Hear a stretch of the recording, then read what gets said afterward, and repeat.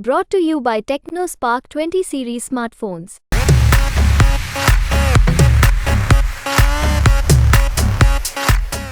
और फिर दीपेंद्र हुड्डा का वो हश्र हो जाए जो कोई सोच नहीं सकता। दीपेंद्र और भूपेंद्र हुड्डा बाप और बेटा की कंपनी गुलाबी गैंग सिर्फ दोनों के इंटरेस्ट कैसे कायम हो इसके सिवाय तीसरी कोई चीज चाहते ही नहीं। दीपेंद्र हुड्डा इतना कमजोर सोच का आदमी है जिसको यही नहीं पता वो क्या रहा है। अगर इतना घमंड में हो, अहंकार में हो, तो एक बारी खुले मैदान में कहो कि आके लड़ें और हम लड़ेंगे चुनाव। नहीं, वो तो लड़ेगा ही, वो तो लड़े ना लड़े, वो तो चलो कांग्रेस का मामला है। वो बाप बेटा दोनों ये मिलकर के कहें कि जेजेपी के लड़ने से अगर कोई ओपोजिशन को नुकसान नहीं होता तो हम चुनाव लड़ेंगे रोहतक से, क्या दिक्कत है।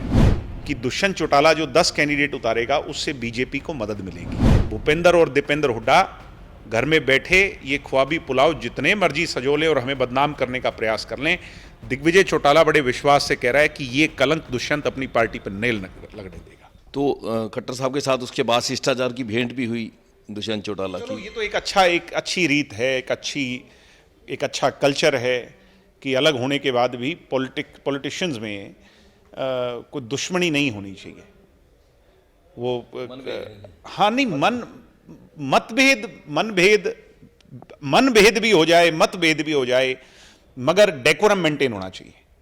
दीपेंद्र हुड्डा लगातार ये आरोप लगा रहे हैं कि ये पर्दे के पीछे अभी भी गठबंधन है। दीपेंद्र हुड्डा चाहते क्या हैं, पहले ये तो बताएं। वो कह रहे हैं अभी ये कैंडिडेट खड़े करेंगे। दीपेंद्र हुड्डा क्या चाहते हैं? दीपेंद्र हुड्डा खुल के अपनी मन की बात बताएं।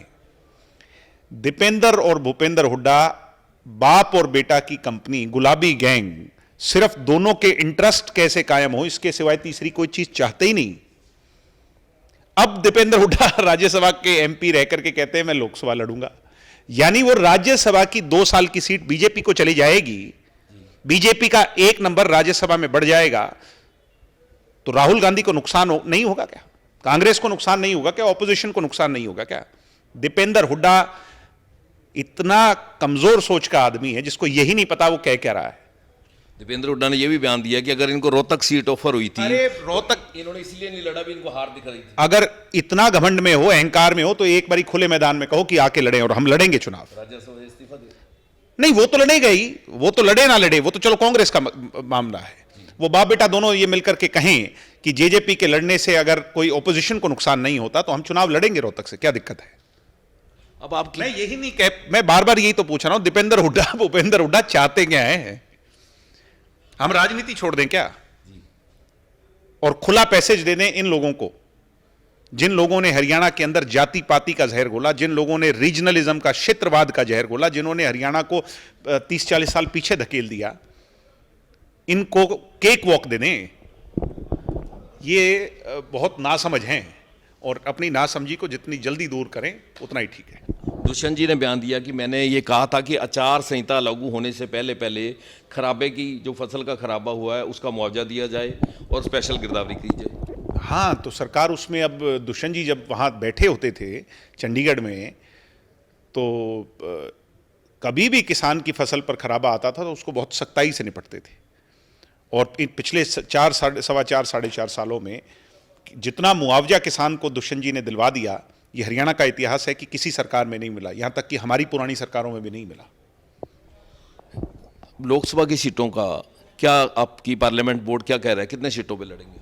एक बड़ा मैसेज दिया गया है ऑपोजिशन द्वारा, और बार बार जहां भी कहीं हरियाणा में जब हुक्के पर चर्चा होती है तो कांग्रेस कल्चर का आदमी एक बात कहता है कि दुष्यंत चौटाला जो 10 कैंडिडेट उतारेगा उससे बीजेपी को मदद मिलेगी। मैं एक बात आज आपके चैनल पे ये बड़े विश्वास से कह रहा हूं कि दुष्यंत चौटाला जब 10 कैंडिडेट उतारेगा या 5 उतारेगा या 2 उतारेगा या जितने कैंडिडेट उतारेगा, ये तो अभी हमारी पॉलिटिकल पार्टी ने तय करना है। मगर दुष्यंत जी ने एक बात कही है हिसार की रैली में कि मैं चौधरी देवीलाल जी के विचारों पर बढ़ने वाली पार्टी पर कलंक नहीं लगने दूंगा। भूपेंद्र और दीपेंद्र हुड्डा घर में बैठे ये ख्वाबी पुलाव जितने मर्जी सजो लें और हमें बदनाम करने का प्रयास कर लें, दिग्विजय चौटाला बड़े विश्वास से कह रहा है कि ये कलंक दुष्यंत अपनी पार्टी पर नेल लगने देगा। पहले चर्चा थी कि चुनाव दोनों और वो कलंक का ना लगने का मतलब है कि हम बीजेपी की सपोर्ट में या बीजेपी को इनडायरेक्ट सपोर्ट में अगर खड़े नजर आए तो फिर ये हमारे ऊपर सबसे बड़ी लानत होगी। तो क्या 10 की 10 लड़ेंगे या पार्लियामेंट बोर्ड कहता है भी कुछ सीटों में लड़े, 2 लड़े? ये मैं तभी तो कह रहा हूं, यही तो मुझे समझ नहीं आता जब दीपेंद्र हुड्डा ये कहता है ये दुष्यंत चौटाला भाग गए, तो चाहते क्या हो ये बता दो। जनता को ना समझते हो क्या? जनता सब देख रही है। कहीं ये जनता ही हमें प्रोत्साहित करके ये कहे ना कह दे रो तक लड़ो और फिर दीपेंद्र हुड्डा का वो हश्र हो जाए जो कोई सोच नहीं सकता। तो क्या पार्लियामेंट्री बोर्ड इस बात पे भी फैसला कर सकता है कि किसी और पार्टी के साथ गठबंधन हो जाए? हो सकता है। राजनीति के अंदर जो वैचारिक समानता के लोग हैं, जिनसे विचार मिल सकते हैं या जो आपके साथ काम कर सकते हैं, उनसे समझौता किसी भी स्तर पर हो सकता है, किसी भी राजनीतिक दल से हो सकता है।